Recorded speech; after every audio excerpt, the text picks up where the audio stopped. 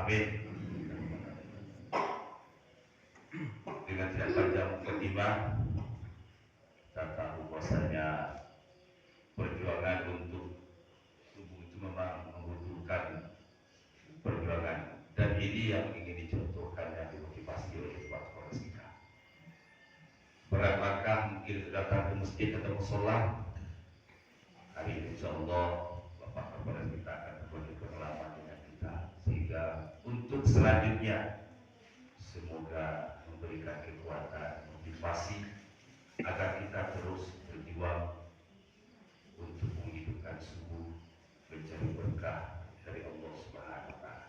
Sekedar gambaran kepada Pak Kapolres kita, musola kita ini setelah direnovasi pas kejadiannya waktu bencana banjir Pak, pas lebih kurang benar-benar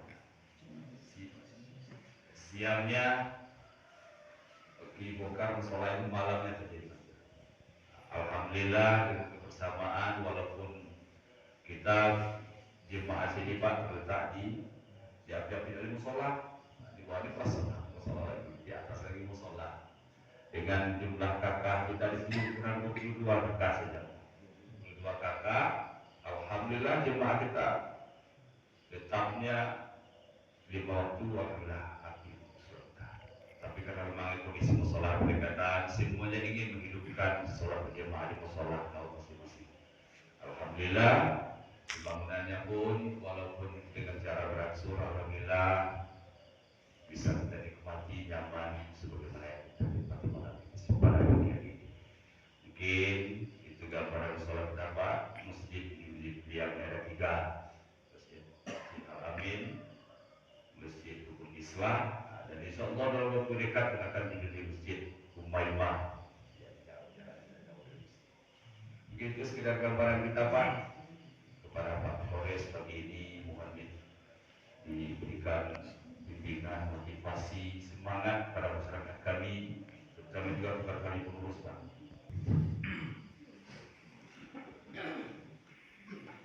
Bismillahirrahmanirrahim.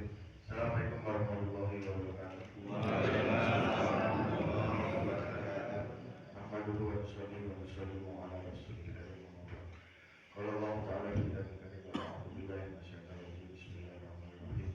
Qul in kuntum tuhibbuna Allah fattabi'uni yuhibbukumullah wa yaghfir lakum dzunubakum. Wallahu ghafurur rahim. Qala Nabi sallallahu alaihi wasallam, "Idza aqamatum fi dunya nasiyan minha haibul Islam. Wa idza tarakat al-amru ma'rufun wa nahi wa idza nasrakum wa tisaqatum billah." Sallallahu alaihi wasallam sekali mengatakan Rasulullah SAW. Bapak-bapak juga sama-sama memahami Allah Subhanahu wa Ta'ala. Khusus yang saya muliakan, saya mengatakan para alim ulama, Ustaz, Pak Imam, Ketua Pengurus Musola, Anggota ulama, para tokoh adat, tokoh pemuda, ibu-ibu, budak-budak yang sama-sama mengharap itu Allah. Puji syukur hari ini alhamdulillah kita bisa berkumpul di Masjid Musola, rumah Allah Subhanahu wa Ta'ala, tempat terbaik di muka bumi kata Allah. Tempat terbaik di muka bumi adalah musola masjid. Mudah-mudahan orang yang masuk di tempat yang terbaik menjadi orang-orang terbaiknya Allah Subhanahu wa Ta'ala. Selawat dan salam senantiasa kita limpahkan kepada junjungan kita Nabi Muhammad SAW. Bapak Ibu yang sama-sama menghadapi Allah Ta'ala, alhamdulillah ini perjalanan kami yang ke-105. Muter-muter subuh-subuh, kadang-kadang ada yang mengundang,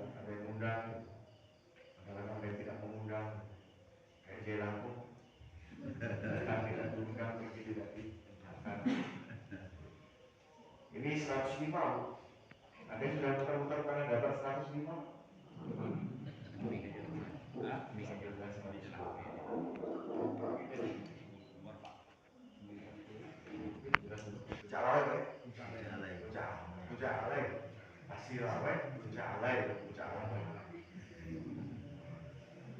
Terus yang ke arah sana tadi Tobu, Tamiyan,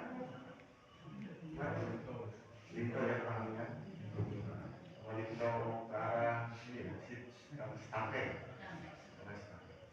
Yang paling jauh itu kan Pak Bu. Alhamdulillah bisa.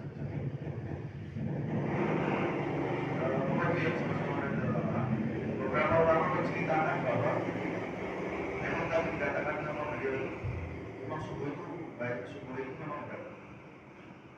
bagi orang dulu zaman Nabi Muhammad SAW itu kalau orang munafik saja takut ke masjid. Zaman dulu Bapak Ibu, orang munafik itu kan masjid itu lampunya tidak ada.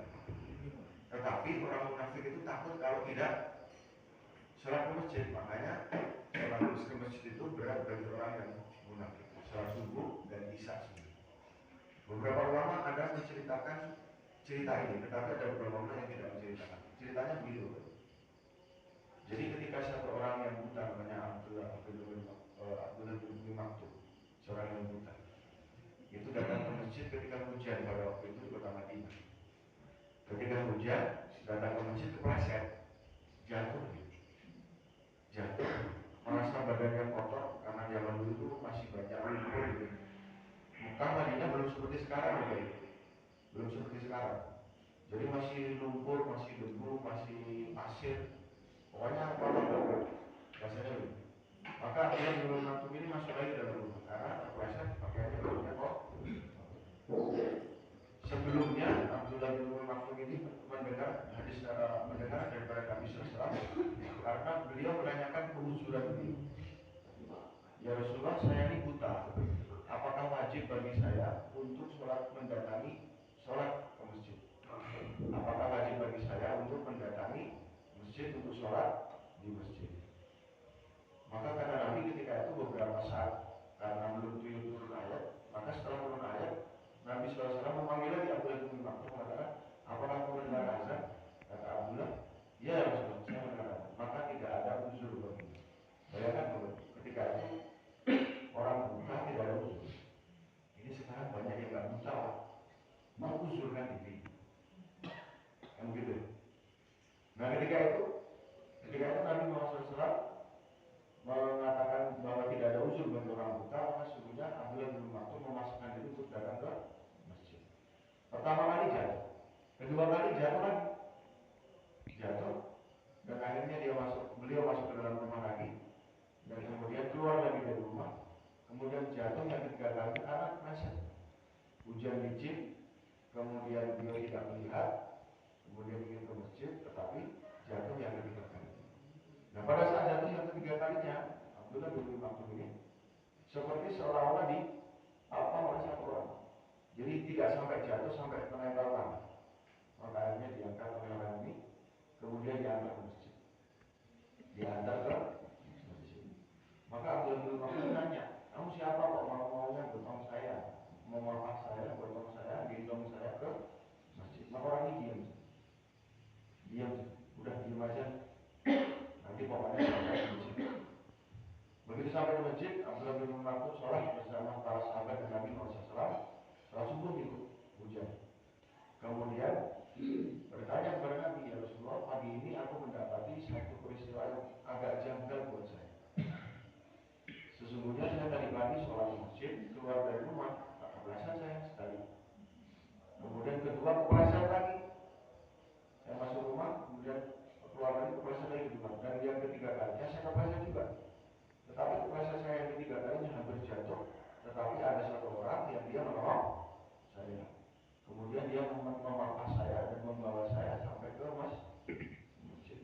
Dan saya tanya, diam saja ya Rasulullah, siapa ini sahabat siapa ini teman siapa ini? Dia diam saja.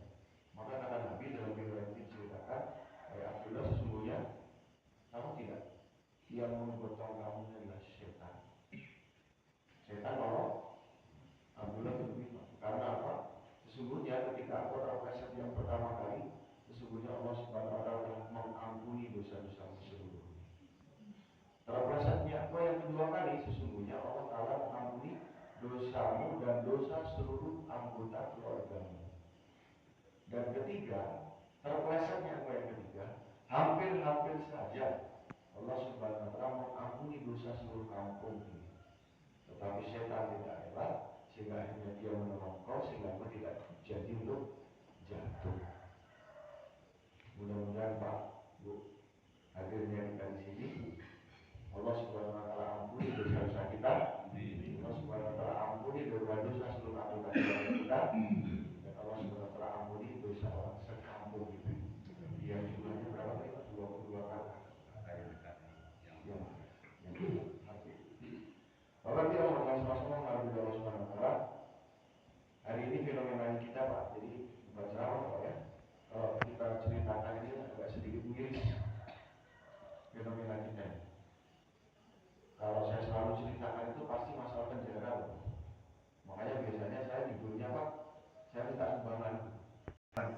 Boleh Pak, kata mobil. Boleh, masalah apa sih yang nggak buat Polres? Begitu tahu buat renovasi penjara supaya orang banyak yang masuk, nggak boleh Pak. Jadi keberhasilan polisi itu mengosongkan penjara atau memenuhkan penjara. Tapi kenyataannya hari itu penjara tambah penuh Pak. Alumninya sekarang 50 alumni yang sudah lulus dari kos-kosan saya, penjara saya, alumninya 50. Sekarang yang sedang pendidikan di sana ada 22. Jadi 70, 20 apa ya? 21. Oh, yang lagi di dalam sekarang, yang lagi tidur di sana 21. Berarti 50 tambah 21. Berarti 70. Bayangkan Pak, selama saya masuk sampai sekarang dari tanggal 18 April sampai sekarang itu sudah 71. Alumninya 50. Sekarang yang sedang ada di dalam dan sedang mengenyam pendidikan 21. Alhamdulillah semuanya orang Tanah Datar yang tercinta. Alhamdulillah semuanya orang Islam yang mulia. Alhamdulillah semuanya di antara 71 itu yang nggak bisa ngaji cuma 2. Yang nggak bisa ngaji cuma 2.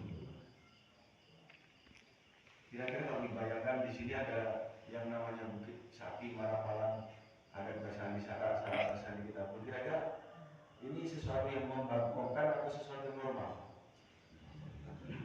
Ya Bu, membangkongkan atau tidak? Orang pintar, ya kan?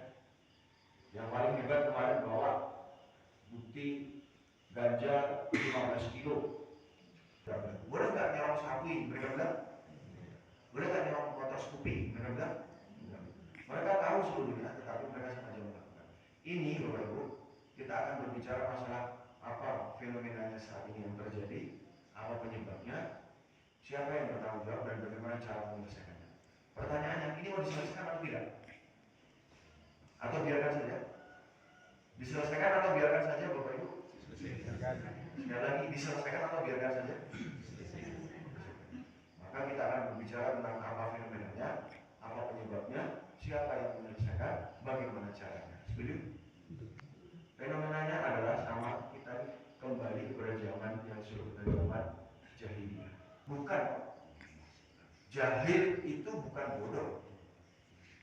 Anak jahil itu tahu tetapi sengaja. Zaman dulu zaman jahiliyah, Islamnya perempuan.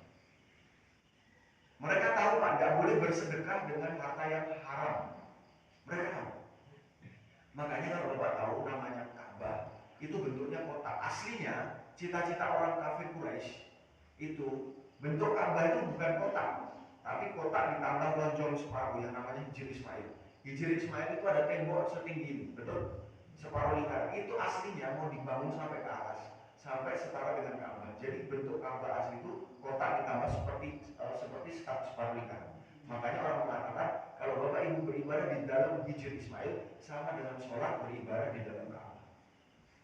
Karena mereka pada saat itu jahil, mereka merasa harta mereka haram, mereka mengatakan kami tidak akan membangun Ka'bah yang suci dengan harta-harta kami yang haram. Maka akhirnya Hijr Ismail sampai dari saat itu sampai sekarang tidak terbangun sampai utuh sampai ke atas, hanya separuh saja. Mereka tahu karena rusaknya agama, rusaknya iman. Kenapa? Karena mereka berani mensekutukan Allah, tidak takut kepada Allah. Rumusannya kata Nabi, dalam diri manusia ada segumpal daging. Kalau daging itu baik-baik seluruhnya, kalau buruk-buruk seluruhnya. Itu adalah namanya hati tempatnya iman Pak. Hati tempatnya iman. Nabi Muhammad SAW mengajarkan kalimat iman, kalimat apa? Bu, kalimat iman, kalimat la ilaha, itu kalimat iman. Harusnya masuk ke dalam hati. Hari ini fenomenanya tidak kita masukkan, tidak pernah kita usahakan masuk iman ke dalam hati. Padahal rawan Pak. Kalau masuk dalam hati rawan. Betul tidak? Masukkan kalimat la ilaha Muhammad Rasulullah dalam hati itu selama 23 tahun. 10 tahun di Madinah, 13 tahun di Mekah. La ilaha illallah. Kalau kita sekarang cuma di mulut, tidak dimasukkan ke dalam hati, bahaya. Bapak Ibu tahu spons yang buat cuci piring warnanya kuning? Kita itu sifatnya seperti itu. Yang masuk apa, yang keluar itu juga nanti akan keluar. Bagaimana cara masuknya? Melalui mata, telinga, mulut, sama pikiran. Kalau yang masuk ke dalam hati kita melalui mata, telinga, mulut, pikiran, hari-hari melihat piti, hari-hari dengar piti, hari-hari membicarakan piti, hari-hari mikir piti. Yang masuk dalam hati, kalau diperes sama muka nakir, mandrobuka, yang keluar,